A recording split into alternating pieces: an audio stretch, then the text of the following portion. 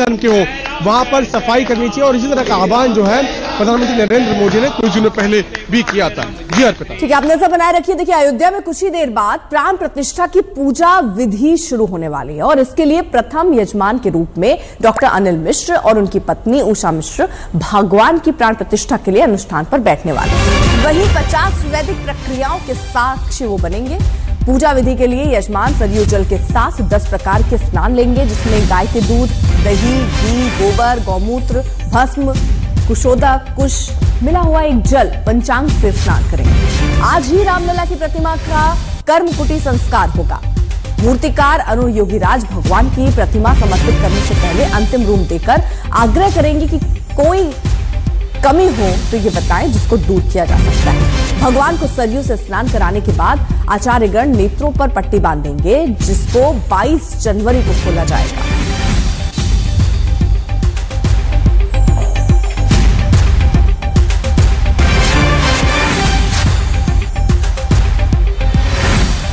तो देश जिस ऐतिहासिक पल का इंतजार कर रहा है वो अब करीब आ चुका है। आज से प्रभु राम की प्राण प्रतिष्ठा विधिवत रूप से शुरू हो रही है। 22 जनवरी को राम मंदिर में रामलला की प्राण प्रतिष्ठा होनी है, लेकिन उसके लिए पूजन विधि आज ही कुछ देर में अब से शुरू होने वाली है। यानी आज से 21 जनवरी तक रोजाना अलग अलग विधि विधान होंगे। फिर 22 जनवरी को रामलला की प्राण प्रतिष्ठा से जुड़ी पूजा होगी और रामलला की प्राण प्रतिष्ठा की जाएगी। इसकी भव्य तैयारी है। यजमान का क्षौर कर्म होगा, तो आज का ये पूरा विधान है। गोदान और कर्मकुटी होना है और एक तरीके से ये पूरी प्रक्रिया का हिस्सा है और ये अनवरत अभी चलने वाली है 22 तारीख तक, जिसकी शुरुआत आज से होनी है। यजमानों का प्रायश्चित कर्म भी होना है। तो आज ये विधान है जिसकी शुरुआत हो रही है और इसमें कई कड़ियां हैं जिनके बारे में हम आपको बता रहे हैं। चंपत राय इस पूरे मामले पर क्या कह रहे हैं, क्या जानकारी दे रहे हैं, सुनिए। पूजन विधि के लगभग सभी कार्य 21 जनवरी तक चलेंगे।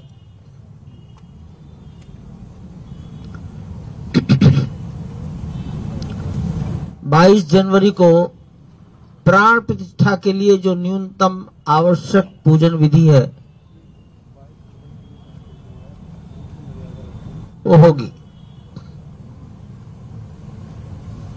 जिस प्रतिमा की प्राण प्रतिष्ठा होनी है वो आप सब जानते हैं पत्थर की है।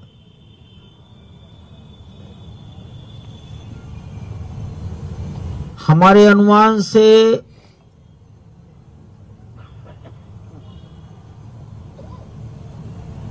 150 किलो से 200 किलो के बीच में उसका वजन होगा। 18 जनवरी को प्रतिमा गर्भगृह में अपने आसन पर खड़ी कर दी जाएगी।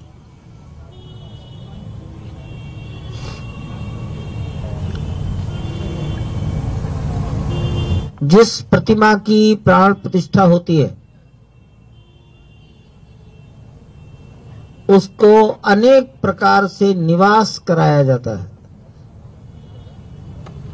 जल में निवास, अन्न में निवास, फल में निवास, औषधि में निवास, घी में निवास, घृत, ऐसे अनेक प्रकार के निवास कराए जाते हैं। इसको पूजा पद्धति की भाषा में अधिवास कहते हैं।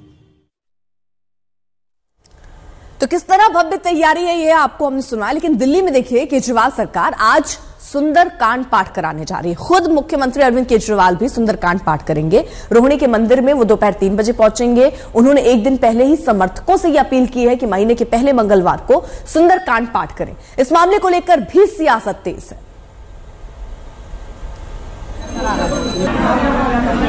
करवा लो उससे।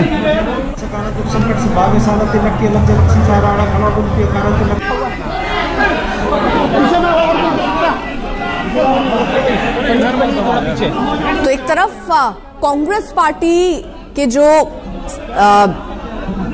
उत्तर प्रदेश के नेता हैं, वो अयोध्या जाने की बात करते हैं। दूसरी तरफ अरविंद केजरीवाल सुंदरकांड कराने की बात करते हैं।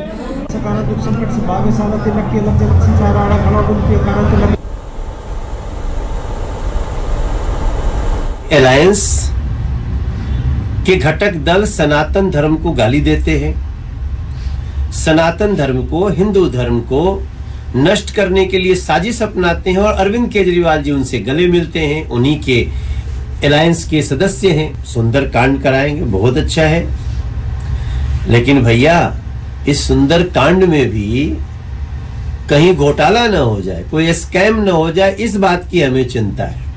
धर्म को राजनीति में हरगिज नहीं लाना चाहिए। अगर धर्म को राजनीति में लाया जाएगा तो ये बिल्कुल गलत कदम होगा। भारत का संविधान इस बात की इजाजत हरगिज नहीं देता है कि धर्म को एक्सप्लॉइट किया जाए, आस्था को एक्सप्लॉइट किया जाए और धर्म पर राजनीति की जाए। तो एक तरफ अयोध्या में प्राण प्रतिष्ठा की तैयारी, वहीं दूसरी तरफ बदले बदले स्वर कांग्रेस पार्टी के भी नजर आ रहे हैं और बदले बदले ही अंदाज आम आदमी पार्टी का नजर आ रहा है। आज 3 बजे का ये पूरा कार्यक्रम मुख्यमंत्री की तरफ से और आम आदमी पार्टी की तरफ से रखा गया, जिसमें सुंदरकांड की बात की गई और ये कहा गया कि मंगलवार को सुंदरकांड करें। खुद अरविंद केजरीवाल इसका हिस्सा बनने वाले हैं, लेकिन बीजेपी इसको लेकर सवाल उठाती हुई नजर आ रही है और एक के बाद एक कई वार भी कर रही है। वहीं ओवैसी भी पीछे नहीं है। ओवैसी ने भी एक ट्वीट किया, उन्होंने लिखा कि आरएसएस के छोटे रिचार्ज ने फैसला किया है कि दिल्ली की हर विधानसभा क्षेत्र में हर महीने के पहले मंगलवार को सुंदरकांड पाठ का आयोजन किया जाएगा। यह फैसला 22 जनवरी के उद्घाटन की वजह से लिया गया है। अब याद दिला दूं कि इन लोगों ने बिल्किस बानो के मसले पर चुप्पी बनाई हुई थी और कहा था कि वो सिर्फ शिक्षा, सेहत जैसे मसलों पर ही बात करना चाहते हैं। क्या सुंदरकांड पाठ शिक्षा है या सेहत है? असल में इन्हें इंसाफ से परहेज है। संघ के एजेंट का पूरा साथ दे रहे हैं। हम बाबरी की बात भी ना करें और आप न्याय मोहब्बत का बाजा बजाते रहो और हिंदुत्व को मजबूत करते रहो।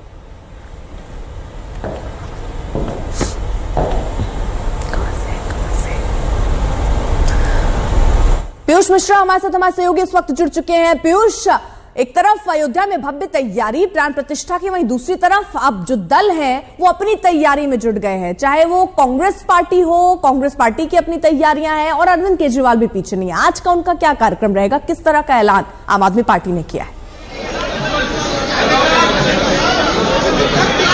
जी बिल्कुल अर्पिता, आपको बता देंगे प्राण प्रतिष्ठा से पहले अलग अलग जो राजनीतिक दल हैं वो अपनी अपनी तैयारियों में जुट चुके हैं। कल ही हमने तस्वीरें देखी थी कैसे कांग्रेस पार्टी का एक दल जो है वो अयोध्या पहुंचा था और सरयू नदी में स्नान भी किया था। उसके बाद आम आदमी पार्टी ने ऐलान किया कि एक सुंदरकांड का पाठ जो है वो पूरी दिल्ली में कराया जाएगा और आज 3 बजे रोहिणी में पहुंचेंगे अरविंद केजरीवाल, जहां पर वो एक सुंदरकांड के पाठ में हिस्सा भी लेंगे। उसके बाद जो बीजेपी के नेता हैं वो सफाई अभियान में जुटे हुए हैं और केंद्रीय मंत्री अनुराग ठाकुर इस वक्त दिल्ली के हनुमान मंदिर पहुंचे हुए हैं। तस्वीरों में आप देख सकते हैं वो कैसे एक सफाई अभियान में जुटे हुए हैं और सफाई करने के बाद हनुमान मंदिर में पूजा अर्चना करने के बाद अब वो बाहर आते हुए नजर आ रहे हैं। तो प्राण प्रतिष्ठा से पहले आप नजर बनाए रखिए, आगे भी आपसे अपडेट लेंगे। तो यहाँ बीजेपी की भी अपनी तैयारी, बीजेपी अपनी स्ट्रैटेजी पर सफाई अभियान में जुटी हुई है। जो तस्वीरें हम आपको दिखा रहे थे, अनुराग ठाकुर देखिए वहां पर इसका हिस्सा बने। वहीं दूसरी तरफ आम आदमी पार्टी अपनी तैयारी में है सुंदरकांड करने की। एक छोटे से ब्रेक के लिए इसी के साथ रुकेंगे, जल्द होंगे हाजिर। आप देखते रहिए आज तक।